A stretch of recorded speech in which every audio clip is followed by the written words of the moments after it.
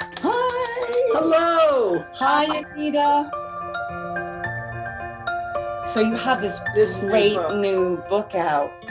Sensitive is the New Strong, and I love that title. Thank you. This book is so wonderful for these times, I think. And why do you think the empath is having a rise right now? I think because it's very much needed in the world today. It's sorely lacking. If you are an empath or just someone who's highly sensitive, what this means is that you feel things very deeply. And so your emotions, your feelings are very strong, and they're very, what I call very loud for you. And we don't take that into account. We believe we are five sensory beings, where we believe that our input comes in from, from our sight, from hearing, from taste, from touch, from smell. But actually, for someone who's sensitive, a huge part of their input just comes from feeling. We feel the energies around us. We feel the pain of the world. We feel the pain of other people. We feel it. And sometimes that's even louder than what we can hear with our ears or see with our eyes. That feeling is even louder. But we never take that into consideration. Not in medicine, not in schools, not in anything. So basically, empaths and sensitive people are what I call sixth sensory beings, because you've got this added sense which is so loud but not being considered, but you're living in a world that's created by five sensory people for five sensory people. So that's why sixth sensory people or empaths or sensitive people have been struggling. But I think that now it's the time for them to speak out. Sensitive people have been hiding because the world is tough. And because sensitive people hide and empaths hide, what we find is that the loudest voices among us, like the ones who take on leadership positions and so on, are not sensitive or empathic. And people are growing tired of that. And if you want to change the world, if sensitive people want to change the world, they have to stop hiding.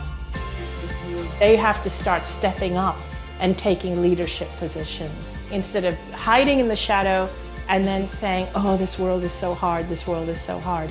We need to actually step up. And so I think that's why you're hearing and seeing more sensitive people. I felt like what you just said is so hits home, because I feel like when you read this book, we have been told that some of the things that you talk about are called codependency, or they have some term for it, that then you feel like, oh, well, see, there's something wrong with that. Yes.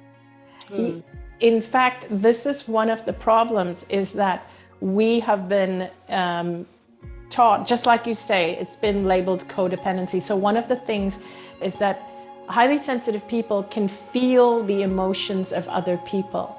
We can feel if somebody is in pain. We can feel if someone is struggling or suffering.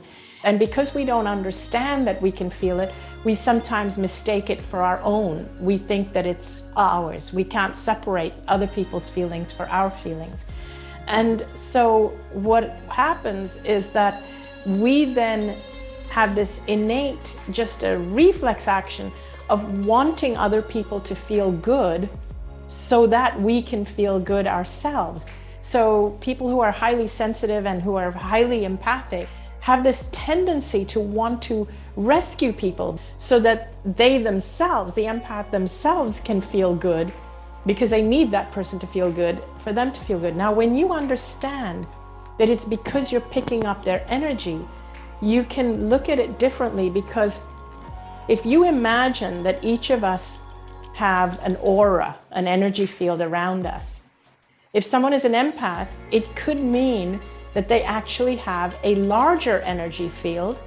And because they have a larger energy field, they feel the feelings of anybody who enters into their energy field and almost mistake it as their own energy. Yes. One of the things that I have a problem with is all the traits of an empath has been pathologized. Right. Yes. as being something wrong with them. Right. Right. But they are the ones who are the least likely to cause harm to anyone. So what if instead of pathologizing the empath, what if we turned it around and said, maybe the empath is a human 2.0? Maybe the empath is the one with the super strength, but our mistake has been in making them feel like there's something wrong with them. Right. And that's why the world has gone so crazy. Right. You just gave me chills. Yeah. How do you get out of that pattern? And also, is there room for boundaries? When you realize you're an empath, at the initial stage, you do need boundaries. But what you will realize over time, as you strengthen in your knowledge of being an empath, and as you strengthen in your knowledge that actually your energy field is bigger and you're stronger and it's your superpower, you will be able to actually get rid of those boundaries. You'll feel the boundaries are restricting.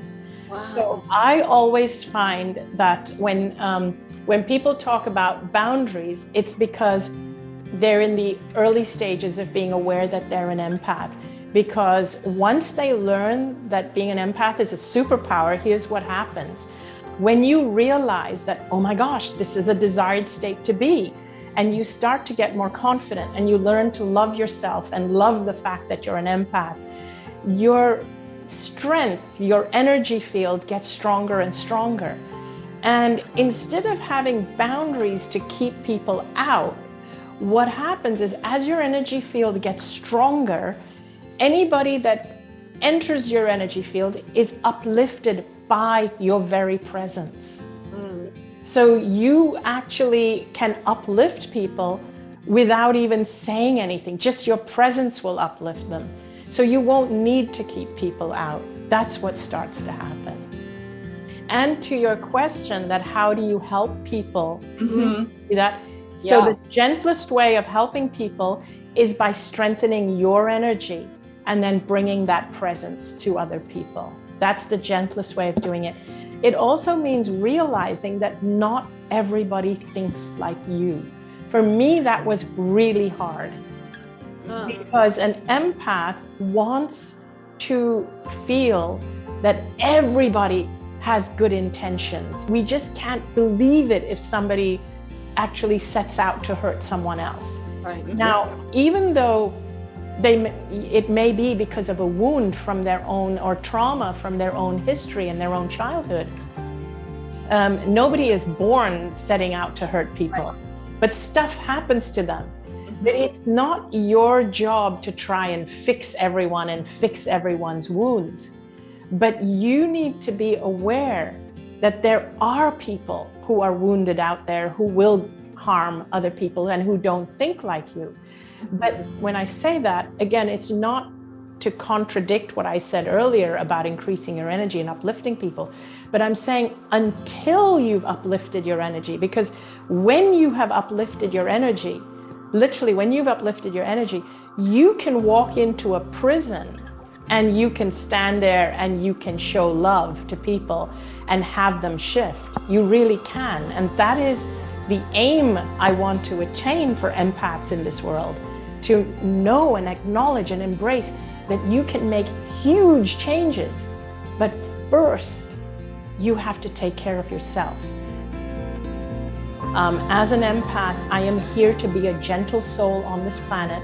I am here to bring light to people, but in order to bring light to people and help people and rescue people and to uplift people, I really need to do all those things for myself first. And the more I do for myself, the more I will help the planet. Yeah. Thank you so much for writing this. It's come at a perfect time. So thank you. Oh, you're so welcome. Of course, I love sharing my message, and I just want empaths and all to know that they're so valued in this world.